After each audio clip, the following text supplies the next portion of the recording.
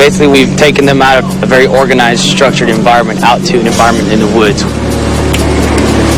Hey, yo. Hey, yo. Yo. What, am I your friend? We buddies or something? Yo. Last time I checked, I was a sergeant first class in the United States Army, Kennedy. Yo, is this even your weapon? No, your weapon's right there, is it not? I even know where your weapon is. I know this isn't your weapon. Yo, next time, keep an eye on me. Right, sir. 35. Typical 18 X-ray behavior.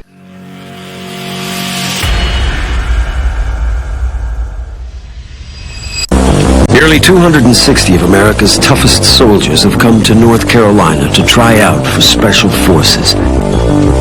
They're just hours into a 2-week selection process, and already they're dropping like flies. Definitely a crash course in pain. I don't think there's really much you can prepare for it. Every single person out here probably is going to be thinking about wanting to leave. And that's all right. It's just a matter of who's got the perseverance to stick with it and deal with the unexpected, because they don't know what's coming next. Hurry up.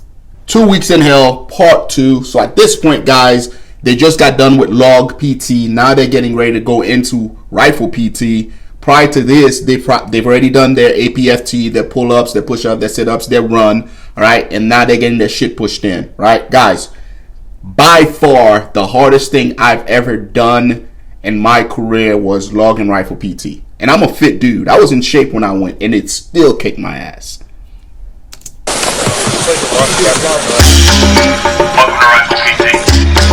Demonstrator, the 4-up and squat. The 4-up and squat. In cadence. In cadence. Exercise. 1. Put his right knee to the right elbow. On count of 4. Lower the right knee. 2, 3. 1. Recover. Move to the rifle up position. On the count of 2, lower the rifle to the back of the shoulder. On the count of 3, move back to the rifle up position. On the count of 4, recover to starting position. 1, 2, 3. 1, 2, 3. 4. Candidates are fighting off muscle fatigue. Under stress, simple tasks become difficult. Can you not stand up on your own 2 feet? You having problems? What are you doing?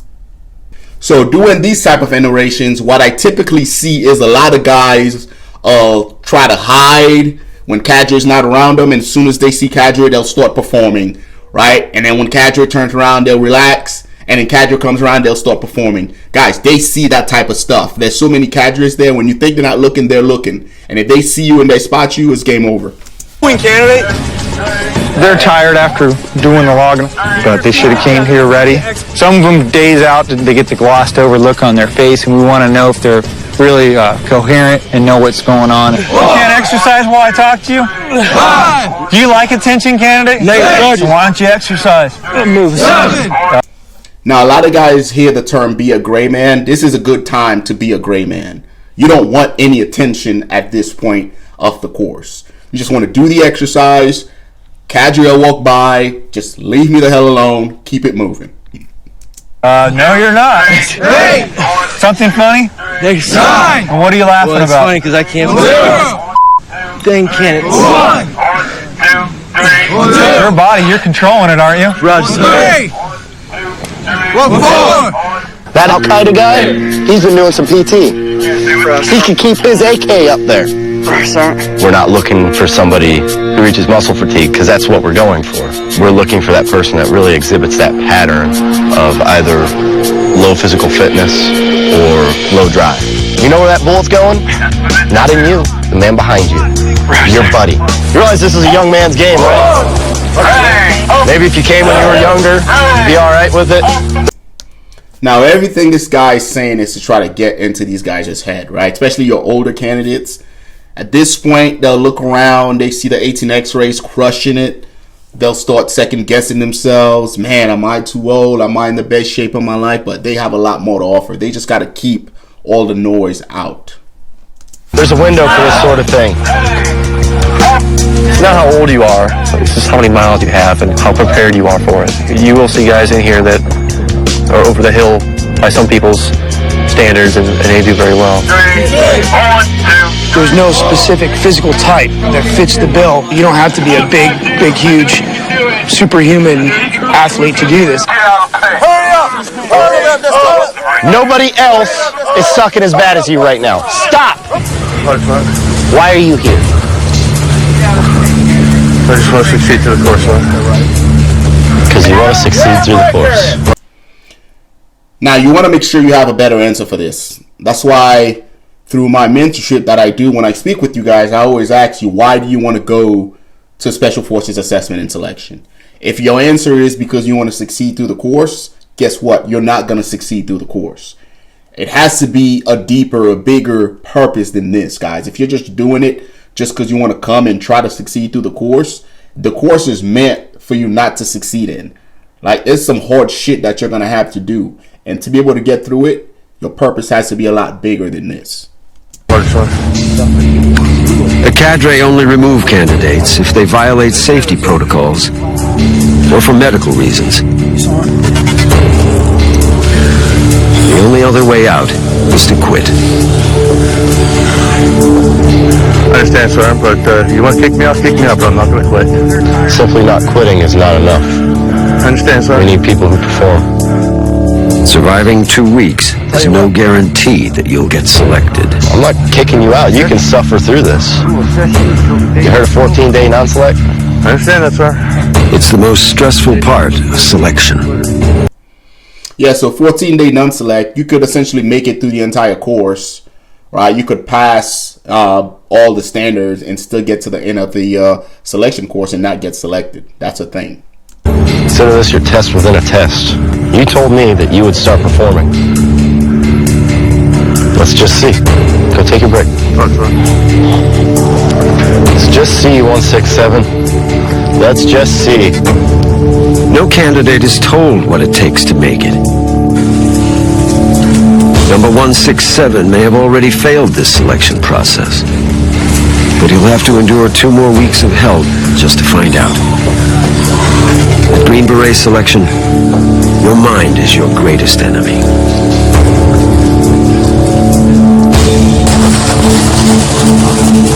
We just did log PT and rifle PT this morning.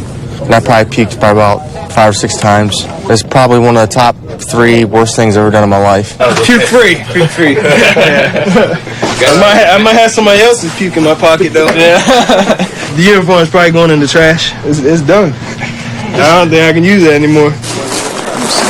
Uniform that I wore for Logan Rifle PT was identical. I tried watching it because I wanted to frame it, you know, and there was no salvaging that thing. I think I just took my number off. I think I was number 81. I just took the number off and I got it somewhere upstairs. But yeah. Selection is vicious on the body. Next. Injuries are a serious business. There's no penalty for seeing the medics. Hiding an injury is strictly forbidden. And you're sure you didn't do anything that really injured them other than the wall? Yeah, you have paronychia. An injury is no free ticket for a break. You gotta get some drugs, easy fix, you're good. Okay. If a quick patch job can't solve the problem, you're out. Dude, after Logan Rifle PT, if you're walking like that, more than likely you ain't gonna make it. Out.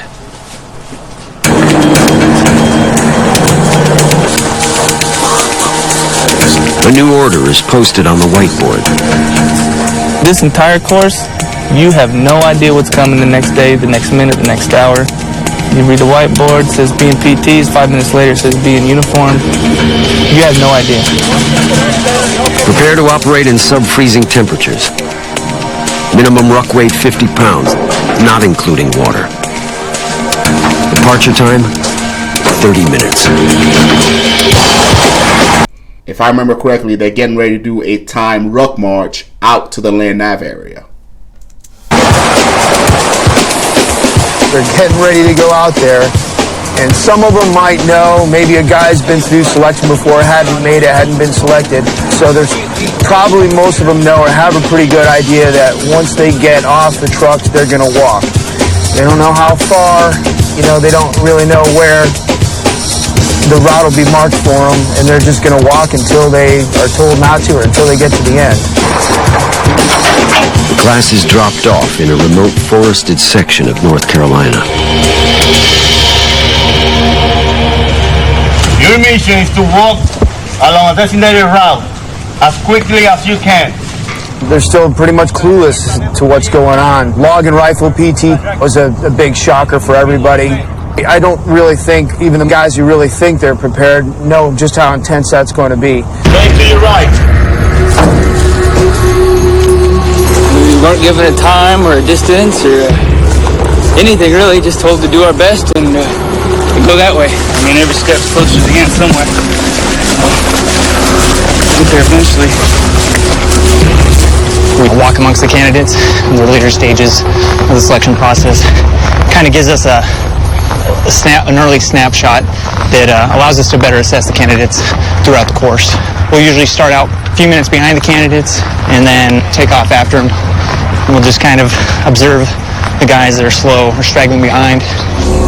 It's definitely the worst time physically in my life I've ever had. Yeah, this is definitely breaking my legs off. Dude, the areas that we do selection at, guys, it's all like sandy roads. That's what makes it horrible.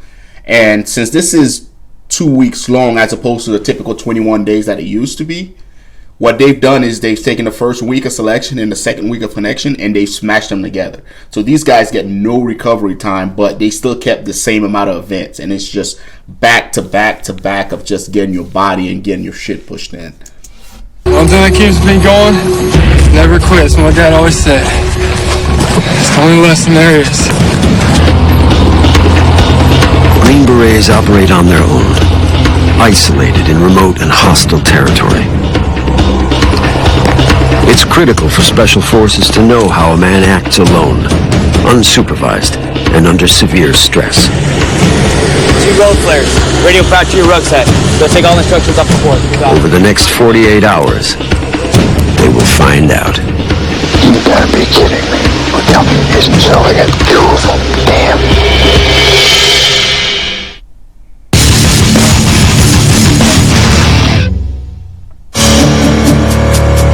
The candidates of Green Beret Selection Class 409 are deep inside the North Carolina woods. This is the STAR land navigation test. The distances, the dense terrain, and the time pressure make it a killer. One event after the other, very little downtime. The body can't recover. It just breaks you down. Yeah, like I mentioned, guys, this used to be 21 days. When I went through, when these guys were going through, they were experimenting, right? So they went from 21 days to 2 weeks, but they kept the same events. And like to his point, you have no recovery time, dude. And it's just like back to back to back. And you're just getting beat down the entire time. Basically, we've taken them out of a very organized, structured environment out to an environment in the woods. Hey, yo. Hey, yo.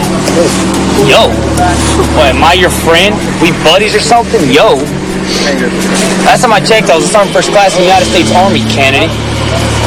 Yo, is this even your weapon? No, your weapon's right there, is it not?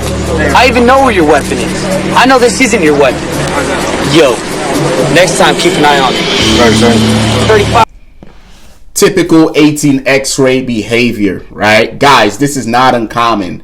Guys are hungry, sleepy, tired, and they lose track of their weapon. That rubber ducky, even though it's plastic, is there to simulate an actual weapon system. And throughout my military career, I've been taught to always keep track of your weapon system, and this is no different.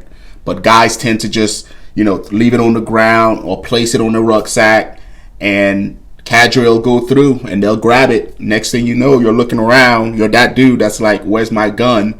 Now you got to go to cadre and say, hey, I lost my weapon, and that's a negative spot report that can go against you, can keep you from getting selected. All right, guys, they're getting ready to start the STAR course exam. All right, the STAR course exam is a land navigation exam that takes place out there. It is approximately 70 to 80 miles long.